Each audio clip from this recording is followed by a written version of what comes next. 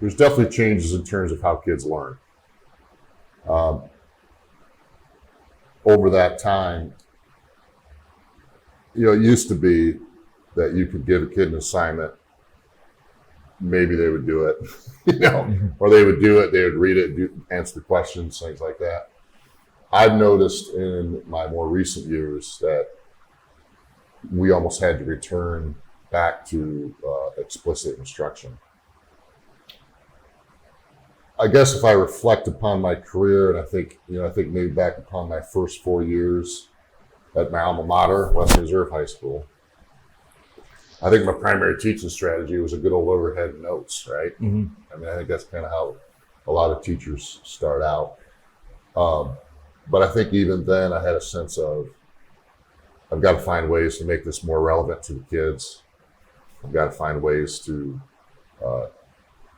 get them to think about the big questions, and to get more student-centered instruction. Mm-hmm. But I think, there was this movement in education. So I look back on those first 4 years, a lot of lecture, overhead projector notes, but still trying to find ways to make it interesting for the kids. But then we had this push in education where we've got to find ways to keep kids engaged. We've got to keep things relevant. There was almost like this project-based movement, or maybe with the advent of technology, one-to-one technology with, MacBooks and all these things. There was kind of this movement. It almost stressed that you had to keep kids engaged and entertained. And while all that's good, I think we kind of went away from just having kids read and being able to read and critically evaluate what they were reading. Maybe that first decade of education, I felt like I had kids who could do that at the high school level. Then I think we lost that a little bit. And now there's this movement back. I know in my last few years as a teacher and as an evaluator, I wanted to see explicit instruction.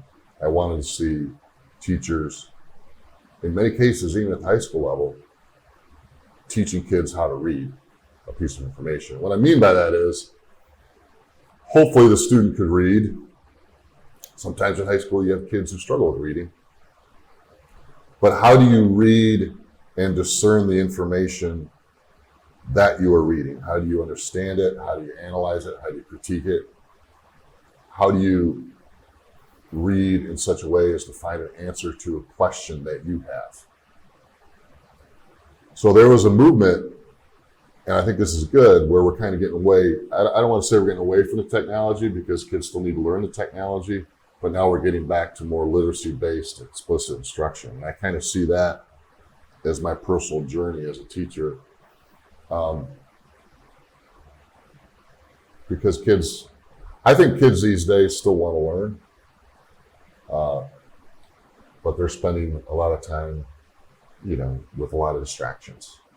And so you have to find ways to get it back to explicit instruction in the classroom. Mm-hmm.